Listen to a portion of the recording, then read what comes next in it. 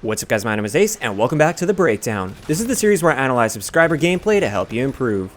In today's episode, we're going to be analyzing a team deathmatch gameplay on the map Terminal from Hebrew Hammer 1275. Let's get into it.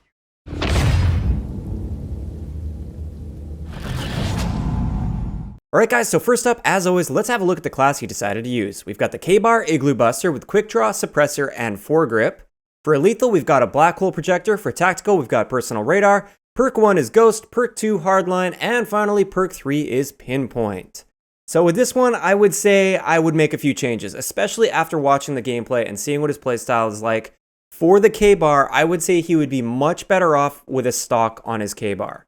He's got excellent gun skill, but I noticed he tends to take fights on the ground. He doesn't jump around too much like a lot of K-Bar users. He's on the ground most of the time and he stands his ground. He's got excellent gun skill, but he doesn't strafe too much, and I feel like strafing would help him out a ton. So I would probably swap the Foregrip for a stock in this situation, and I feel like that would help his gunfights fairly significantly with his playstyle. As for the Lethal and Tactical, I mean, Personal Radars are great for finding enemies and everything like that. I don't think this player needs a Personal Radar. He seems to know what's going on around him, so I feel like it's kind of unnecessary, but it's fine to pop on there. And the Black Hole Projector, maybe he's going for some challenges or something, but I would say Black Hole Projector is generally just not a very good lethal to be using. As for perks, there's nothing really wrong here, although Pinpoint is one of those perks that you just don't see used very often. Again, maybe he's going for a challenge or something. I personally feel something like Dead Silence or like Gung Ho would be a much better choice for a perk 3, but Pinpoint's not an absolutely terrible choice.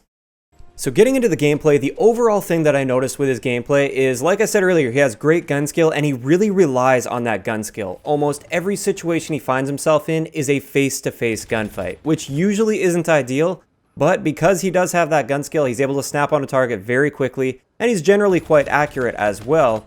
He still comes out on top more often than not in his gunfights. But the biggest issue I would say with his gameplay, and the biggest room for improvement with his gameplay, is going to be positioning.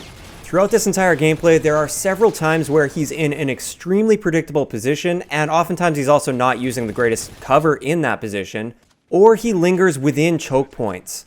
And lingering in choke points is usually not the greatest idea. Yes, it will often lead to more gunfights and more situations, and if you're really good with your gun skill, more kills at the end of the day, but it's also going to lead to a lot of very avoidable deaths. And I would say a lot of his deaths were just due to him being in a very predictable spot, not using the greatest cover, and just eventually getting overwhelmed by enemies.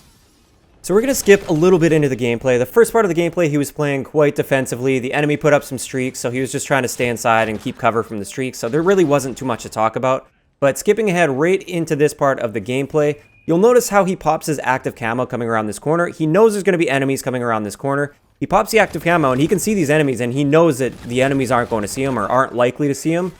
And instead of maybe trying to get on their flank and maximize his odds in those gunfights, he just straight up challenges them and tries to get both of those kills. Definitely a very risky move. He could have played that out better. He could have thought ahead a little bit more. Personally, I would have pushed to the left-hand side of them a little bit, shot them in the side before I came out of active camo, and then I would have been set up better for that third enemy that came and ended up killing him. I think here is an excellent example of his overconfidence in his gun skill. Like I said, it's great gun skill, but you can't really win them all. And if you have the opportunity, try to put yourself in a situation where it's not a face-to-face gunfight. Stack the odds even more in your favor, if possible. Now, taking a look at this situation that's happening right now, if we rewind it a little bit, this is what I'm talking about when I'm saying he gets caught up in choke points. This area right here, at least in respawn game modes where it's a little bit more chaotic, there tends to be a lot of people around, this is not an area you want to linger. This is an area you can pass through every now and then, but even then you have to be really cautious about that.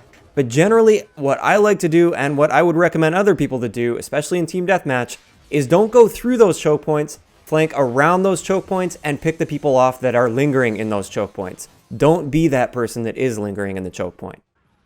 Now, as he respawns right here, again, you're going to see that he's running into a lot of face-to-face gunfights, and for the most part, he is winning these face-to-face gunfights really, really effectively because he's snapping onto them so quickly. But you can also see, just picture what it would be like if he had stock in this situation here. He'd be able to easily strafe around this corner with his sights up, instead of walk around and then just hope that he can snap on in time, and he would have been able to get those kills much more effectively in my mind. Now skipping ahead just a little bit here, he handles these kills very well. He actually uses cover quite effectively. He's nice and patient here. He lets his teammate just clean up that second guy, which is great. But there's a little bit of a lapse in his minimap awareness. If you look at his minimap right there, you will see that there is a big open gap right in the middle of the map, as well as 2 enemy dots on the minimap that are coming right through the middle, and none of his teammates are looking in that direction. All 3 of the teammates that are next to him are going the exact same way he is, and they're all looking the same way he is as well.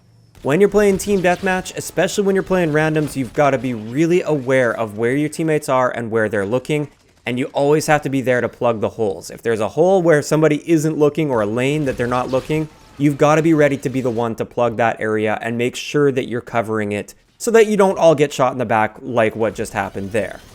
Now right here is an excellent example of what I was talking about earlier. He doesn't push through this really common choke point. Instead, he goes around on this wall run, and that's a great way to handle that. And right there, he was able to pick off those 2 kills very easily, while keeping himself relatively safe from all the other directions, which was excellent. So that's what he should have done earlier in that situation where he got caught up in that choke point. And it looks like he learned from that a little bit. Until this point right here, he goes right back into the choke point. I know he used his active camo and everything, but he gets himself kind of caught up in here, and that's a very dangerous situation. He was able to back out of there, and that's great that he did, but he shouldn't have put himself in that situation in the first place. It was far too risky. Skipping ahead a little bit right here, this is just one little thing, and a lot of times it's all these little things that adds up.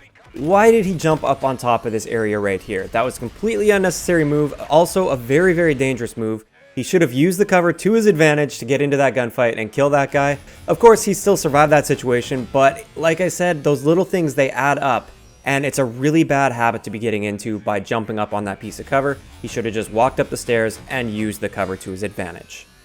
And with that, we're going to wrap up this episode of The Breakdown.